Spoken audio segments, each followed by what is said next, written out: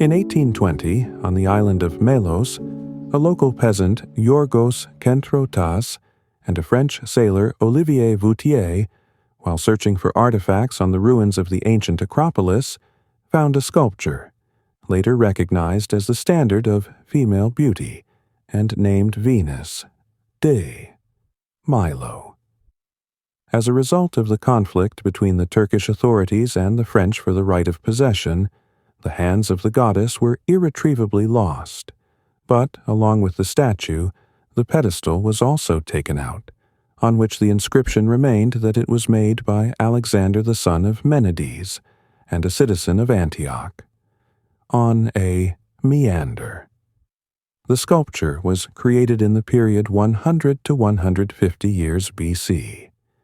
It was the time of late Hellenism, which began with the reign of Alexander the Great and lasted until the absorption of Greece by Rome.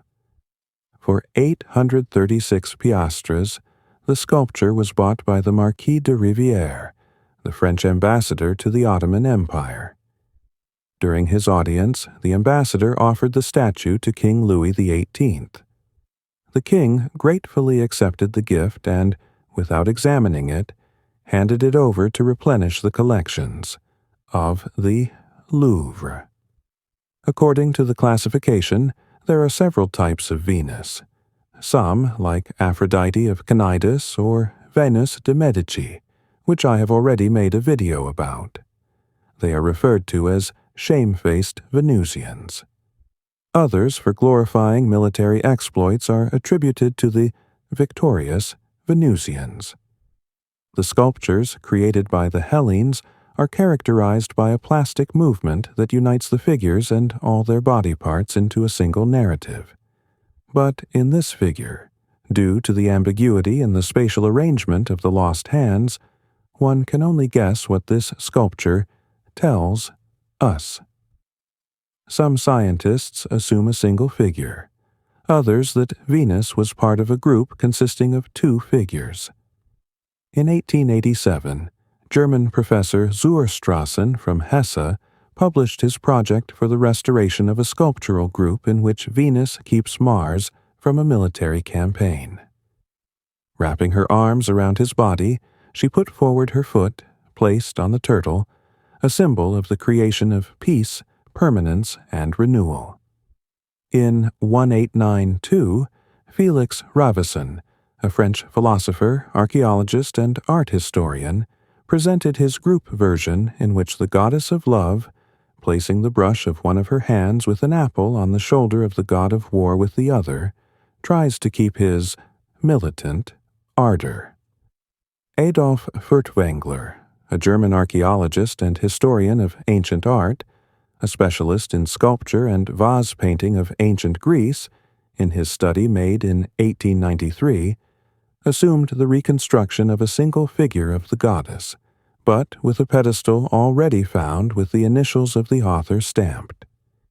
In this reconstruction, Venus holds a falling cloth with one hand, and her other hand, holding an apple, rests on a tall column symbolizing the world order. The idea of Furtwängler's sculpture is that only love should rule the world. At the place where Venus was discovered, fragments of the hand holding the apple and the foot were also found at the same time. As a result of the analyses carried out in 2010, it was proved that the found brush belongs to our Venus, and it became finally clear that when reconstructing a figure, it is necessary to rely on an apple. The National Archaeological Museum of Naples houses an ancient Roman marble statue called Venus of Capua, created in the 2nd century AD during the reign of Emperor Hadrian. Previously, this Venus held a shield that was lost somewhere, and in which she looked like in a mirror. It is assumed that she, like Venus de Milo, goes back to the lost original bronze statue of Aphrodite of Corinth, attributed to Scopas or Lysippus, created for the triumphal temple of Artemis in Carafa. It is assumed that the Capuan Venus and the Venus of Milo have the same sculptural type of Venus victorious. But in the Venus de Milo, this victory lies not on the battlefield, but on the field of love. And, following Adolf Furtwängler, I am ready to assume that the sculpture corresponds to the theme The Judgment of Paris.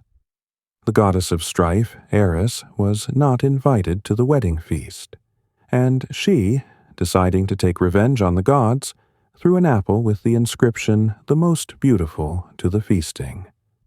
After that, a dispute arose between three goddesses, the wife of Zeus, Hero, the warrior Athena, and the goddess of love, Aphrodite.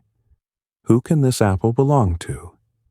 In the end, this dispute was resolved by the son of the king of Troy, Paris, before whom the goddesses appeared naked.